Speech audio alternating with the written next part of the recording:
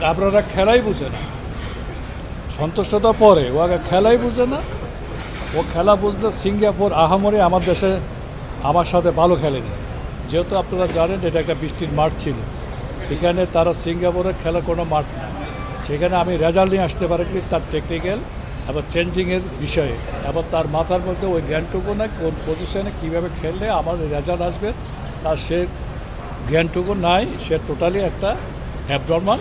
এই জন্য আমি তার পদত্যাগ চাচ্ছি এবং আমি এদেশে একটা ভালো কোচ এনে এদেশের ভালো ন্যাশনাল টিমের একটা ভালো রেজাল্ট চাচ্ছি। আছে বিদায় এদেশের 18 কোটি মানুষ কোচের বিরুদ্ধে, আমিও তাদের সাথে একমত, যার প্রেক্ষাপটে আমি আমার মতামত প্রকাশ করেছি। দিতে পারলে আমি তো আজকে একজন এক্সিকিউটিভ কমিটির একজন মেম্বার হিসাবে আমি তার পদত্যাগ চাইতাম না, যেটা এটা আমার কন্ডাক্টে আসে না। একজন কোচের পদত্যাগ ছাড়া একজন এক্সিকিউটিভ কমিটি মেম্বার হিসাবে কেন চাচ্ছি, সেটা তার রেজাল্ট আসে না বিদায় আমি আপনাদের সাথে এবং দেশের সাথে এদেশের ফুটবল প্রেমিকদের সাথে আমি একমত হয়েছি। আমি তার পদত্যাগ চাচ্ছি। Thank you.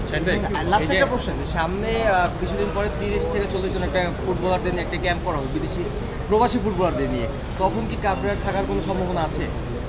এখন ম্যানেজমেন্ট যদি মনে করে তাকে শুধরানোর জন্য, তাকে রাখার জন্য আমি এখানে রাখবো, একটা দেখাবো যে সে এখানে আছে, সেটা ম্যানেজমেন্টকে জিজ্ঞাসা করেন। কিন্তু আমার প্রেক্ষাপটে ও কোনো জায়গায় যোগ্যতা নাই। ও একমাত্র 3rd ডিভিশন পাইনিয়ারের কোচিং করার যোগ্যতা আছে, এর বাইরে ওর কোনো যোগ্যতা নেই।